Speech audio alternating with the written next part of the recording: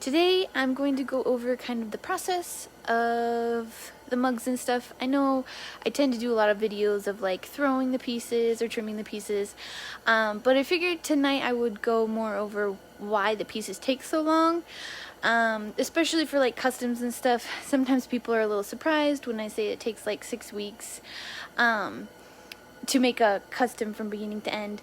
So we're gonna kind of go over the process from like beginning to end, from when you first get the clay and then it's made into, it's thrown on the wheel into a mug, and then kind of the process that happens after it, and yeah, why it takes so long. So I'm gonna give it like 30 more seconds, see if anybody else gets on, or give a chance for people to see like the notifications and stuff, and then I will get into it. So I did kind of make like a little diagram too, and to try to kind of help explain to it.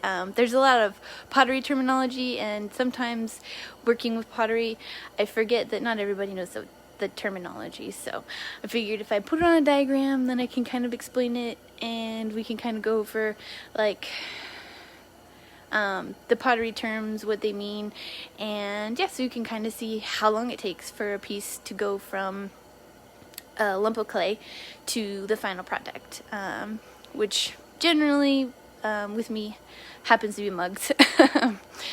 So yeah, I think we've got a few people watching, so I'm gonna go ahead and get into it. So I'm going to go and show you guys the diagram if I can. Okay, here we are. I know I don't have the best handwriting, but I figured this is probably easier to kind of watch and to look at and kind of explain. So we have, before the fire, we have the first bisque fire, and then we have the glaze fire, and then there's kind of terminology and things for each of the stages. So you can kind of see, even just looking at this diagram, the pottery goes through a lot, from being thrown on the wheel to the final piece that you see like listed on my website. So what I'm gonna go over first is what it looks like before, and you guys are probably the most familiar with this. These are the videos I tend to do the most, is me throwing on the wheel. So usually start with a bag of clay, which is about 25 pounds, and I usually take about a pound to 1.5 pounds, sometimes 2 pounds if it needs to be a bigger mug, and throw it on the wheel. And this is all called greenware. Before it's bisque fired, it's all called greenware, and there's different stages of greenware. So first we've got the wet, which is we throwing it on the wheel, and I don't have any examples of that right now because most of my stuff is dried to the leather hard stage. But after it's been drying, it usually takes about 2 or 3 days for it to go from the wet to the leather hard stage, and this is the stage for me that most of the things happen to the mug. Is this leather hard stage. So I can kind of show you here.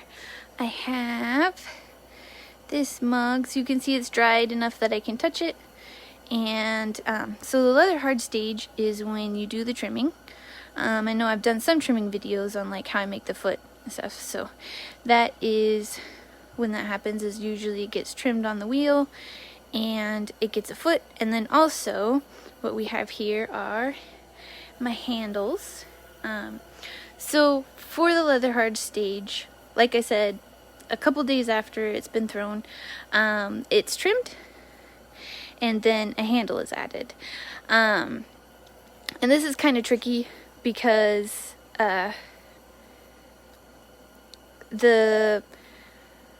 with the particular clay that I have, they kind of have to be the same wetness, so it's kind of tricky to get the handles to be the same leather hard as the mugs are.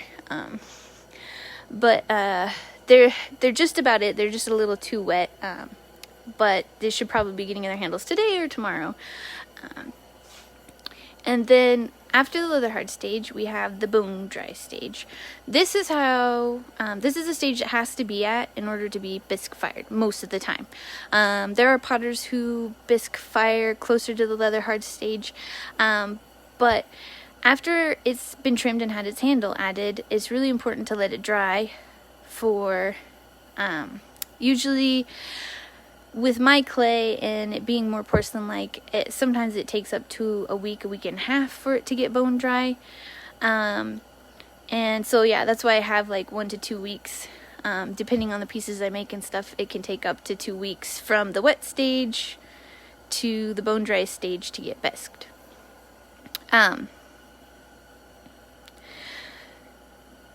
So after that happens, it gets put in the bisque fire. And the bisque fire usually takes about a day or two.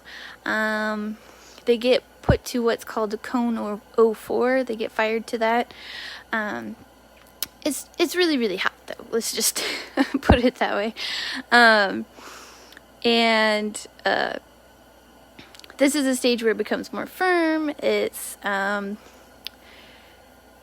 not as breakable. The bone dry stage is probably the stage where the breakage is most likely going to happen.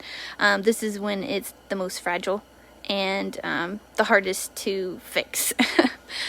So after it's been bisqued, about, I'd say 80% of the time, you know it's gonna make it through. Occasionally, I do have stuff after the bisque fire that, you know, gets cracks and stuff, but most of the time, after it's been bisqued, it's pretty good to go. And it's called bisque wear, and that is usually when I do my glazing and sanding. So this stage kind of differs from potter to potter. For me, I like to do my sanding in the bisque wear stage. So a lot of times it'll take me anywhere from a couple of days to a week to get the pieces sanded, washed, and ready to be glazed. So yeah, after that happens, you'll glaze them in the bisque wear stage, and then they go in for a glaze fire. And my bisque fire and my glaze fire, I both do at a very slow temperature, slow rising temperature. And so it does take a lot longer for the kiln to get up to temperature and to fire the work properly. So like when I say that it takes like a day or two for it to fire, it's because I usually do a slow fire on both. Sorry, I shouldn't say low fire, a slow fire on both. Which just means it takes longer for it to get to the temperature that I want it to get to. So after the glaze fire, it's called glaze wear. And oh, hi Jessie. Feel free to ask any questions. I'm kind of just going over the process. Oh, I guess I should show you guys what bisque wear looks like. So, so this is actually the bisque wear stage. So like I said, you trim it, you add the handle, let it dry, which this tends to be the longest stage for me, and then you bisque it. And so you can see it's gone from kind of a gray color to more of a white. And like I said, you can kind of grab it by its handle, and this is usually when I do the sanding and all that jazz. And it's pretty durable at this point. Not the most durable, but it is durable enough to be able to work with and to glaze and to do what I need to get it ready for the glaze fire. So yeah, and that's kind of how the difference is between you know, your greenware and your bisque wear. And then the final stage is the glaze wear. So you put the glaze on, you fire it again. This is for a lot higher temperature than the bisque. The bisque is like a cone 04. The glaze fire, I usually do 5 or 6. And that's well over 2,000 degrees Fahrenheit. So yeah, it gets a lot harder, a lot hotter, and a lot harder too, the piece does. And so yeah, this is when you'll see all those pretty glazes and stuff come through. let me find an example. So this top part or whatever would be what it looks like after it's been glazed and is glazeware. And it's kind of more of the final product. And then usually most potters, and me too, sell about the glazeware stage. I have gotten into doing some more luster and decal fires, which happens after your glaze fire. So it'll, you know, look all shiny and ready to be used, and then you go and you add lusters or decals to it and fire it again. And this would be at a much lower temperature. But so this one actually did get some mother of pearl luster, so you can kind of see how it has a little bit more of a rainbowy sheen to it. And so, yeah, this one has actually gone through all of the stages. But you can kind of see when looking at the times why my lead times for my customs are usually about 6 weeks. Because it's not quite 6 weeks, but then if I have something happen, if the piece cracks or doesn't make it or anything, then it gives me enough time to make another one. Here, let me turn around for a sec. Okay, so that's kind of a little bit about it. I didn't, I know it's kind of confusing, so feel free to ask me any questions if you have any about the process. Like I said, yeah, it can usually takes about 3 weeks from beginning to end, for 3 to 4 weeks from beginning to end for my pieces to go from a lump of clay to the final product. So yeah. So I am going to go ahead and sign off, and I hope that was a little bit, I hope that kind of answered some of the questions. I hope it was clear enough that you can kind of tell it a little bit about the process behind the pottery. But yeah, if you're watching the replay, feel free to do a hashtag replay and ask any questions about that too, and I'd be happy to answer them. Like I said, sometimes because I've been doing the process for so long, I don't think about the terminology and stuff, and that, you know, the layman might not know exactly what I'm talking about.